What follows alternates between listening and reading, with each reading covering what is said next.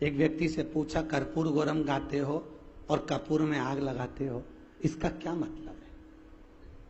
आपको मालूम हो तो बता दो। जी जी हो। तो क्या महाराज जी, भोलेनाथ जी का है वो कर्पूर गौरम करणाम तारम संसार सारम भुजगेंद्रम, ये शिव जी का है। तो कपूर में आग क्यों लगाई? तो क्या कपूर जैसे ही तो भगवान शंकर है, इसलिए कपूर, तो मतलब शंकर जी में आग लगा रहे। क्यों लगाई? पूरी जिंदगी कपूर में आग लगाते लगाते बीत गई, तो कपूर में आग क्यों लगाई जाती है?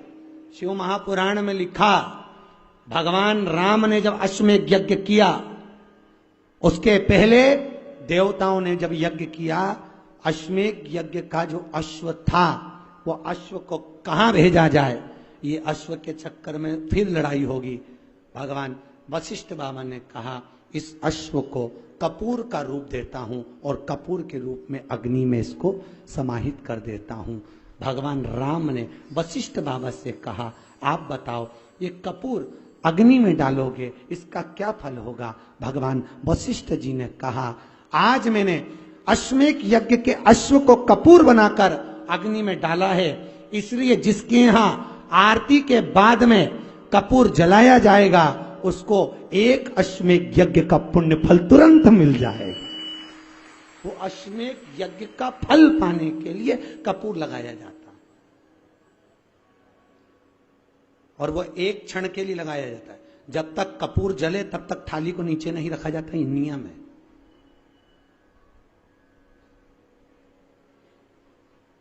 पर आज के जमाने में तो आरती चालू हो, जब से कपूर लगा के बैठ जाओ, क्योंकि हवा इतनी चल रही है, कब बुझ जाए।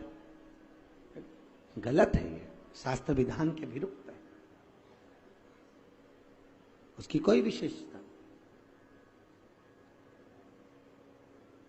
आज ये दो बहन की आपस में, ये दो बहनों की कभी नहीं बनी। एक दो बहन का जोड़ा ऐसा है जो गड़बड़ है।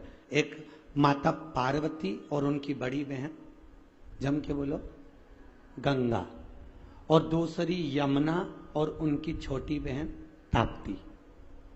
क्या नाम था? ताप्ती। ये दोनों की कभी नहीं बनी। गंगा ने, पार्वती और गंगा के बीच में विवाद हुआ, आपको कथा में सुनाया। ताप्ती और यमुना के बीच में भी विवाद हुआ। एक दिन यमुना जी का नियम था कि जिस समय यमुना के घाट पर भगवान रास करेंगे, उस समय पर यमुना ठाकुर जी के श्री विग्रह पर आए हुए पसीने को पोंछने के लिए जाएगी। पर आज यमुना का रूप रखकर ताप्ती चली गई, और ताप्ती ने जाकर भगवान के श्री विग्रह के पसीने को पोंछ दिया। तब यमुना जी आकर देखी तो मेरी छोटी बहन यहां खड़ी थी। छोटी बहन को देखकर तुरंत यमुना जी को गुस्सा आया। यमुना जी वहां से चली गई। जाकर यमुना महारानी ने ताप्ती से विनती करी, ताप्ती तूने ऐसा क्यों किया? ताप्ती कहती है, मैं कृष्ण को अपना बनाना चाहती हूं। जानकर माता यमुना ने क्रोध में आकर ताप्ती को श्राप दे दिया। ताप्ती, मैं तुझे श्रापित देती हूं, हे ताप्ती, दुनिया की किसी नदी में अगर अस्थियां विसर्जित होगी, उनको गलने में 44 दिन लगेंगे, पर ताप्ती, तेरे जल में अगर अस्थियां आएंगी तो तू तुरंत भक्षित करेगी, उसको तुरंत समाप्त करेगी। आज भी ताप्ती नदी में किसी अस्थियों को डाला जाता है तो मात्र 1.5 घंटे के अंदर वो अस्थियां जल के राख हो जाती है और पानी में बह जाती है, ताप्ती नदी। और आज के जमाने में जितना जितना जितना जितना जितना जितना डूबो,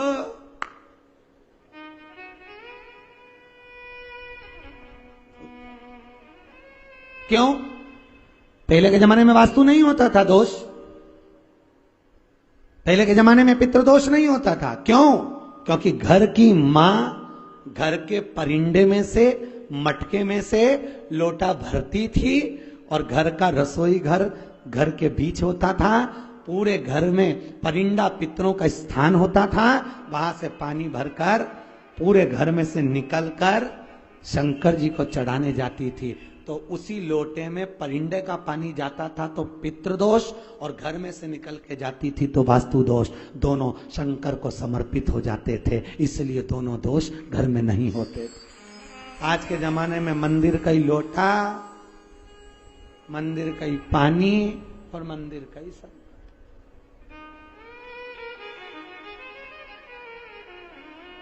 प्रयास करो, एक नियम आप भी चालू करो कि मैं अपने घर से थोड़ा सा पानी लेके भगवान शिव को चढ़ाऊं।